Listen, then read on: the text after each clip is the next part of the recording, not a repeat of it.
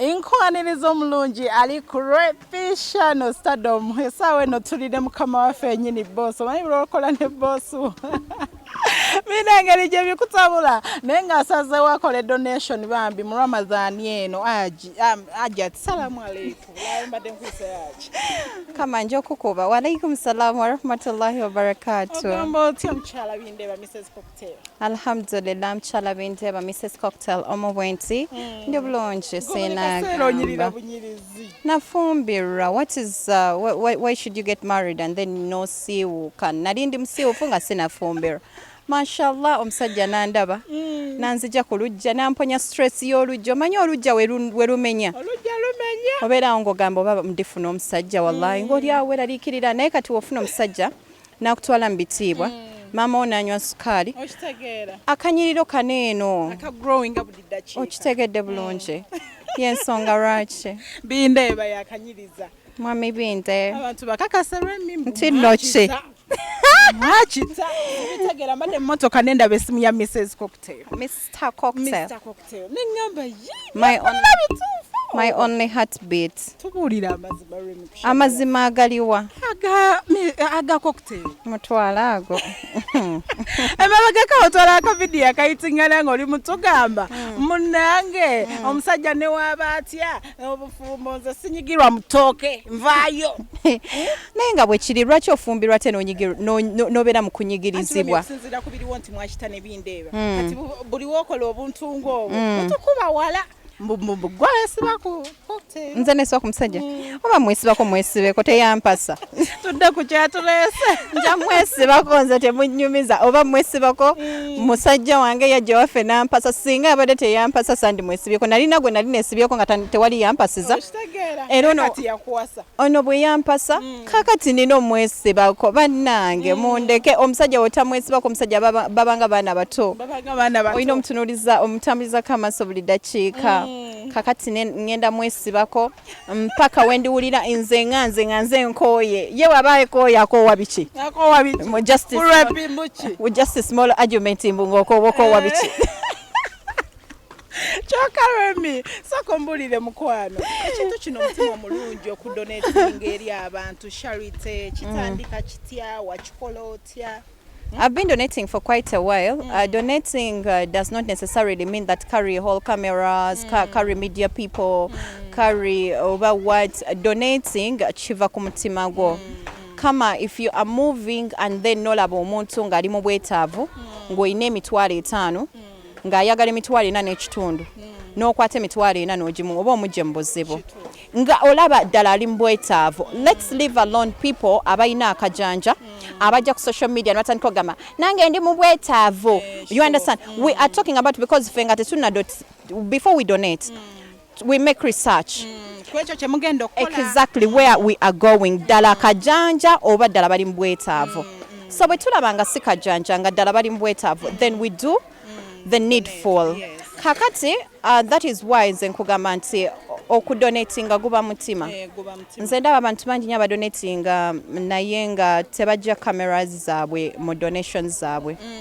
Today ndowooza olaba gwoliwo. I called for a very long time when I've been donating. I've only called once media and that was on my birthday. I just felt like I wanted people to know that it's my birthday. You understand? So in brief, it wasn't about even the donating, it was about my birthday. So that is why I called media. But when I'm doing my donations, usually I don't call in media. Why? It is because it's me. So usually when I'm moving with people, I move with my team. You are my team. People around are my team. So I call a donation because I want to show off. I don't have. Alhamdulillah, mashallah ntwala. Nze siyinza kugamba nti ndo omuntu agambye omugaga omutone ngamba asiri mugaga. Alhamdulillah wallahi ndi mugaga. Nze omutima gwange mugaga era nina okukkiriza nti ngenda kugagga wala. Kati omuntu bwagamba nti mugaga already just aba ali mu kirooto kyange. mashallah ndi mugagga waneno wenyini Remy chikuwa kitya owulira otya okubanga abaana bano bafunye ebintu byabwe nga bo okitegeera kubanga si kyangu kwewaayo okikola ne ttiimu yo eya team rep oba foundation yalina agikulira nga siggwe kwa foundation tulaba erinnya tekuliko lyabindeeba tekuliko lya Remy kati tubuulire aya tekuliko lyabindeeba but also my husband contributed. I wanted to get one of the girls, anyone that can come and pronounce the name of our the new NGO. Someone to come and pronounce it. Who knows how to pronounce it? Okay, Angie is here. What is the name of? The name of our organization is a Swedge organization. Yeah. I don't really know. Meaning mojileke. It's a bit complicated assuage because I'm very sure no yanda basaza kata enzo kwatamanyi what it means. But assuage is like relieving. It's like omuntu abadde ali mbulumi. Then you come to relieve.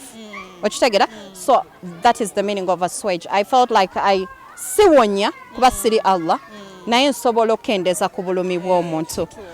So assuage is ngera bwogiraba. This is the new t-shirt. It is Rapey is working under this organization. It's called Assuage Charity Organization UG. I'm their brand ambassador. But Rapey as Rapey team is there also. So Assuage felt like they have their own t-shirts. Engeri gye tukola under them, we have to represent them.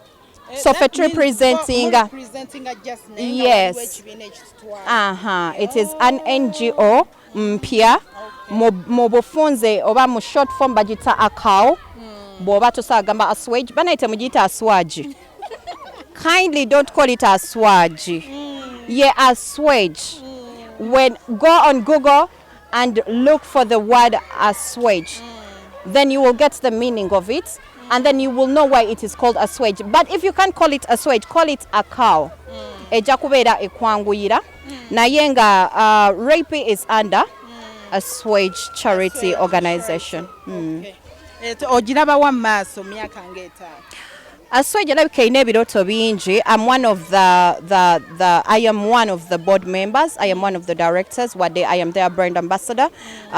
When I sit with a team, abagitwala. Team ani agitwala specifically.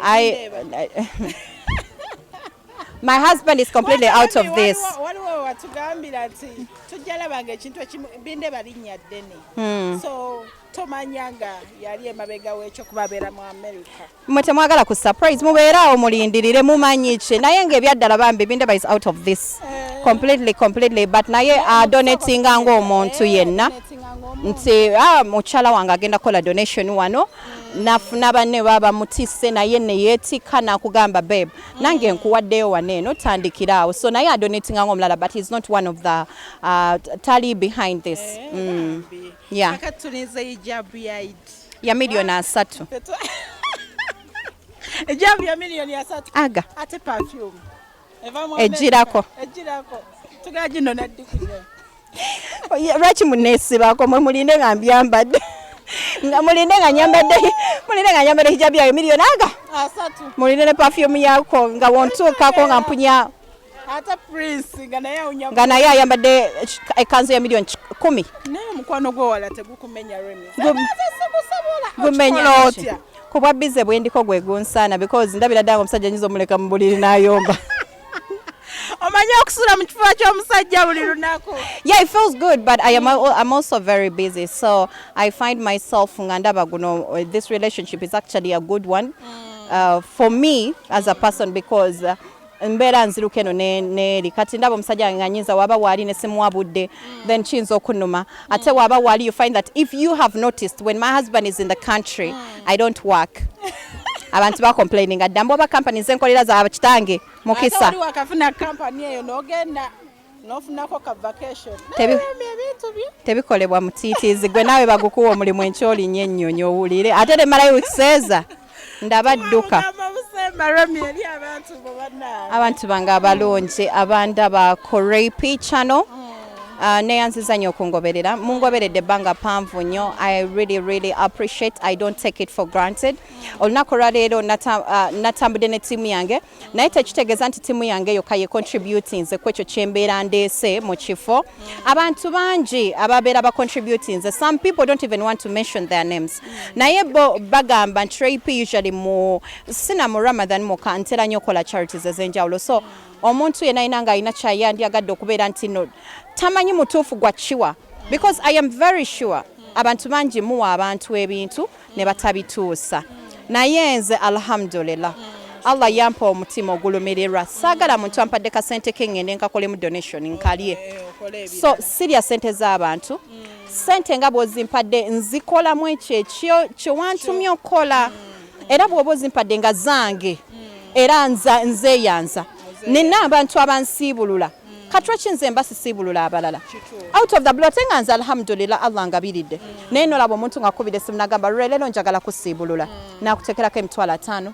Nakuleeterako abampeereza emitwalo 2 alhamdulillah. Naye mwongezeemu. But anyway, I am joking. Omwami wange nsibulidde omwaka mulamba buli lunaku sente zijja ku ssimu yange. Omwezi mulamba yakyeyama omulungi wange. Banaye nkwagala ate ngenda kwagala ebyongero baluma.